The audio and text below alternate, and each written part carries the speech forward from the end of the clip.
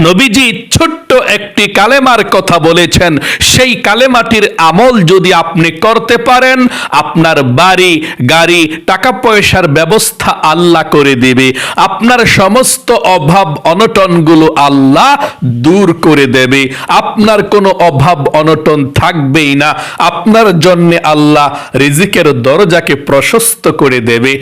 চতুর্দিক থেকে রিজিক আশাকে আল্লাহ সহজ করে দেবে। যদি আপনি আজ থেকে এই আমলটি শুরু করেন, আপনার আজ থেকেই বাড়ি গাড়ি টাকা পয়সার ব্যবস্থা আল্লাহ করতেই থাকবে। আপনার অভাব অনটন দূর হতেই থাকবে, আর আল্লাহ আপনাকে রিজিক দিতেই থাকবে। আল্লাহু আকবার। এই কালেমাটির, এই ছোট দোয়াটির এত পাওয়ার, যারাই পড়েছে তারা কখনো গরিব থাকে না, তারাই ধনী হয়েছে। তাদেরকে আল্লাহ রিজিক আসা সহজ করে দিয়েছে, টাকা পয়সা দিয়েছে, ধন সম্পদ দিয়েছে, তাদেরই বাড়ির ব্যবস্থা হয়েছে, টাকা পয়সার ব্যবস্থা হয়েছে। আল্লাহু আকবার। আপনিও যদি বিশ্বাসের সহিত এই ছোট কালেমার আমলটি, ছোট দোয়ার আমলটি করতে পারেন নিয়ম মেনে, তাহলে অবশ্যই আপনিও ধনী হবেন, আপনিও বড়লোক হবেন। আপনার রিজিকের মধ্যে, আপনার পরিবার সংসারের মধ্যে আল্লাহ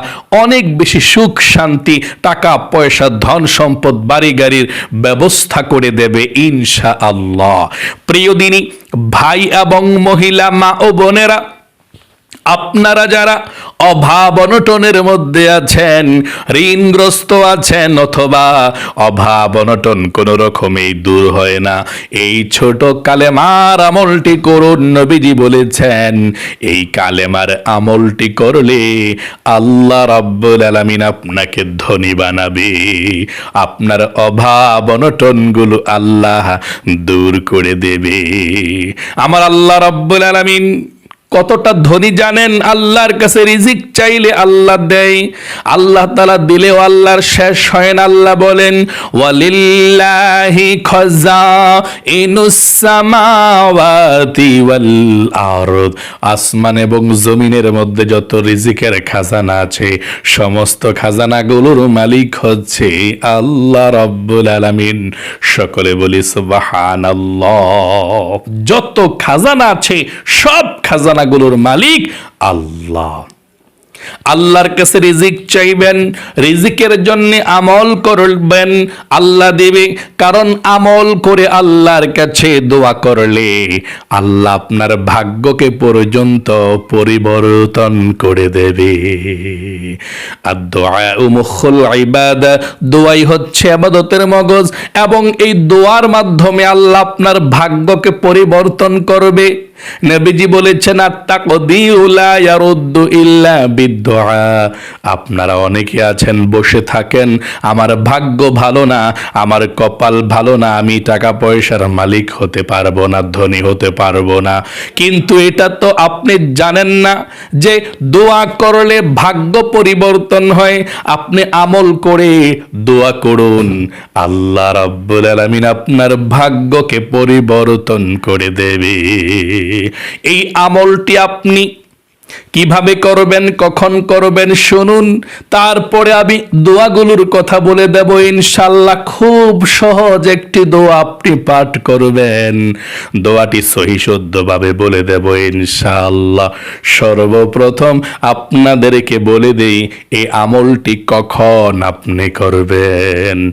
এবং মহিলা মা বোনেরা যখন মাসিক পিরিয়ড অবস্থায় থাকেন, তখনও আপনারা এই আমলটি করতে পারবেন, কোনো সমস্যা নেই। আমলটি আপনি মাগরিবের নামাজের পরে করতে পারেন, অথবা এশারের নামাজের পরেও করতে পারেন, অথবা ফজরের নামাজের পরেও করতে পারেন। সকালে করবেন অথবা রাতে করবেন, যে কোনো সময়ে, দিনে অথবা রাতে। আপনি একবার আমলটি করলেই চলবে ইনশাআল্লাহ।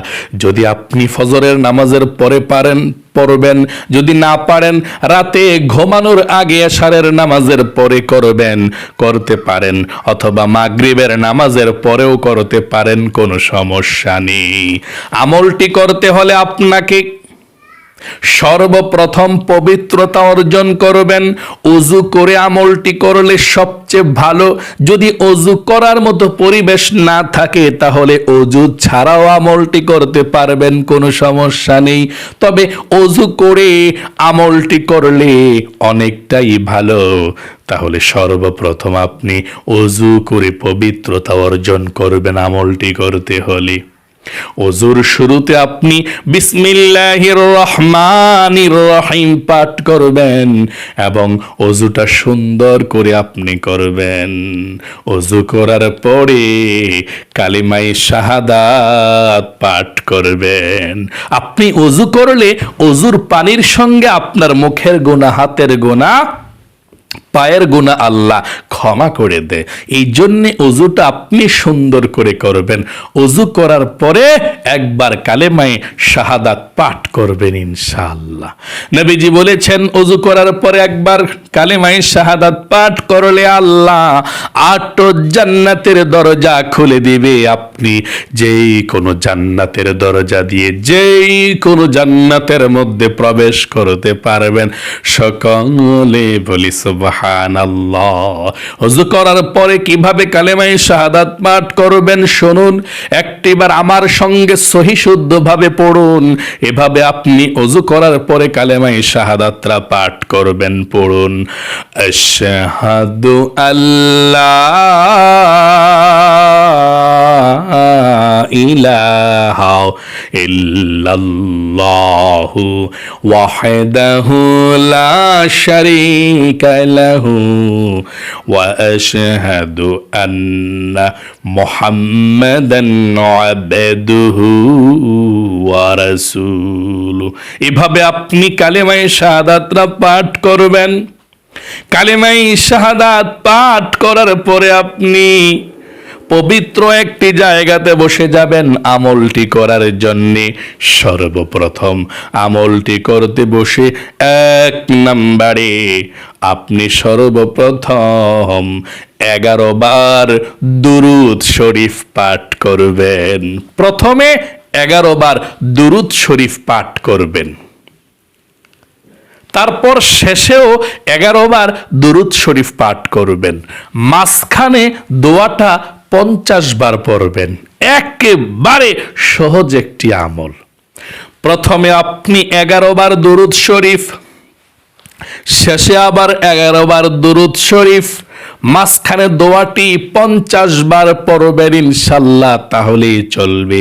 প্রথমে আপনি নবীজির প্রেম ভালোবাসা মনের মধ্যে নিয়ে 11 বার দুরূদ শরীফ পাঠ করবেন। 1 নম্বরে 11 বার দুরূদ শরীফ পাঠ করলে 110টা রহমত আল্লাহ নাজিল করবে আপনার উপরে।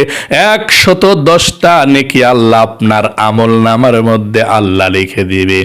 110টা গুনাহকে আল্লাহ আপনার আমল নামা থেকে কেটে দিবে। এবং একজন ফেরেশতা আপনার দুরুদের হাদিয়াটা নিয়ে নবীজির রওজায় পৌঁছে যাবে। নবীজির কাছে আপনার দুরুদের হাদিয়াটা পৌঁছে দিবে এবং নবীজি খুশি হয়ে যাবে এবং আল্লাহর কাছে নবীজি আপনার নাম ধরে রহমতের দোয়া করে দিবে। সকলে বলি সুবহানাল্লাহ। তাহলে নবীজির প্রেম ভালোবাসা মনের মধ্যে নিয়ে 1 নম্বরে আপনি 11 বার দুরুদে ইব্রাহিম নামাজের এই দুরুদ শরীফটা পাঠ করবেন। আমার সঙ্গে একটিবার পড়ুন সহি শুদ্ধভাবে। এভাবে 11 বার প্রথমে দুরুদ শরীফ পাঠ করবেন। পড়ুন, আল্লাহুম্মা সাল্লি আলা মুহাম্মাদিন ওয়া আলা আলি মুহাম্মাদ কামা সাল্লাইতা আলা ইব্রাহিম ওয়া আলা আলি ইব্রাহিম ইন্নাকা হামিদুম মাজিদ।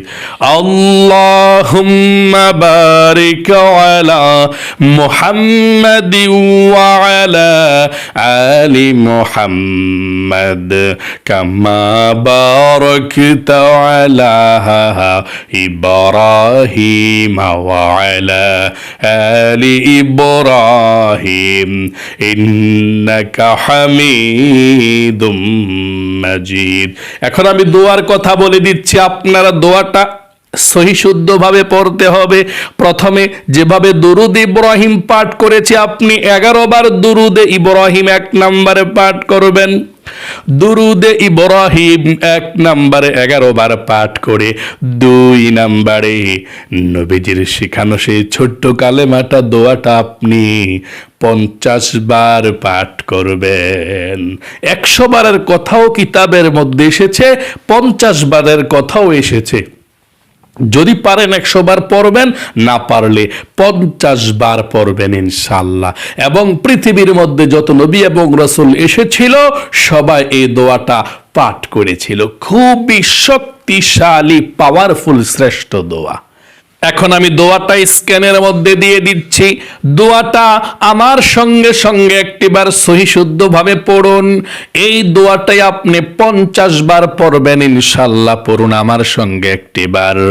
লা ইলাহা ইল্লাল্লাহু ওয়াহদাহু লা শারীকা লাহু লাহুল মুলকু ওয়া লাহুল হামদু ওয়া হুয়া আলা কুল্লি শাইইন কাদির। এভাবে সহি শুদ্ধভাবে আপনি 50 বার পাঠ করবেন। যদি আপনি মুখস্থ করতে না পারেন কোনো সমস্যা নেই, দেখে দেখে 50 বার পড়লেই চলবে ইনশাআল্লাহ। এই কালেমাটি, এই দোয়াটি 50 বার পড়ার পরে সর্বশেষ আবারও আপনি 11 বার দুরুদে ইব্রাহিম পাঠ করবেন, নামাজের দুরুদ শরীফটা। তারপরে আল্লাহ রাব্বুল আলামিনের কাছে মুনাজাত করবেন, আল্লাহুম্মা আমিন বলে আল্লাহর নামটা 3 বার পড়বেন। ইয়া যাল জালালি ওয়াল ইকরাম, ইয়া যাল জালালি ওয়াল ইকরাম, ইয়া যাল জালালি ওয়াল ইকরাম। আল্লাহর কাছে আপনি এই দোয়াটি পাঠ করার পরে আল্লাহর কাছে বলবেন আপনার কি প্রয়োজন। টাকার প্রয়োজন নাকি বাড়ির প্রয়োজন নাকি গাড়ির প্রয়োজন। আল্লাহর কাছে যেই দোয়া করবেন সেই দোয়া কবুল হবে। মনের আশাকে আল্লাহ পূরণ করে দেবে ইনশাআল্লাহ। মনের ব্যথাকে আল্লাহ দূর করে দিবে। দুঃখ কষ্টগুলো আল্লাহ দূর করে দিবে। আপনি আল্লাহর কাছে বলবেন, তারপর মুনাজাত শেষ করবেন ইনশাআল্লাহ। এভাবে প্রতিদিন মাগরিবের নামাজের পরে, না হয় এশার নামাজের পরে, না হয় ফজরের নামাজের পরে একটি সময় বেছে নেবেন, যেই সময় আপনারা এই দোয়াটি 50 বার পড়তে পারেন। আগে 11 বার দুরূদ শরীফ, পরে 11 বার দুরূদ শরীফ, মাঝখানে 50 বার এই ছোট দোয়াটি পড়বেন ইনশাআল্লাহ। আশা করি খুব সুন্দর করে আপনি এই আমলটি শিখতে পেরেছেন এবং বুঝতে পেরেছেন। আল্লাহ আপনার অভাবকে দূর করুক, আল্লাহ আপনার বিপদ আপদগুলোকে দূর করুক, রিজিকে বরকত দিক, আপনাকে আল্লাহ ধনী বানাক, গরিব অসহায়দেরকে যাতে দান করতে পারেন। আপনারা সকলেই কমেন্ট বক্সের মধ্যে আমিন লিখে যাবেন, এই দোয়াতে আমিন লিখবেন। আল্লাহ আপনাকে কবুল করুক, মঞ্জুর করুক। সকলে কমেন্ট বক্সের মধ্যে লিখবেন আমিন এবং ভিডিওতে একটি লাইক দিবেন। যারা কমেন্ট বক্সের মধ্যে আমিন লিখে দোয়াতে অংশগ্রহণ করেছেন, আমি তাদের জন্য প্রাণ খুলে আল্লাহর কাছে দোয়া করি, আল্লাহ তাদেরকে তুমি ধনী বানাও। যারা আমিন লিখেছে তাদেরকে তুমি জীবনে একবার হলেও মক্কা মদিনায় নাও, মনের আশা পূরণ করো। আমিন। আজ এ পর্যন্তই, আবারও অন্য কোনো ভিডিওতে দেখা হবে ইনশাআল্লাহ। সেই পর্যন্ত আপনাদের সকলের সুস্বাস্থ্য আল্লাহর কাছে কামনা করে আজ এখানে বিদায় নিচ্ছি। আসসালামু আলাইকুম ওয়া রাহমাতুল্লাহি ওয়া বারাকাতুহু।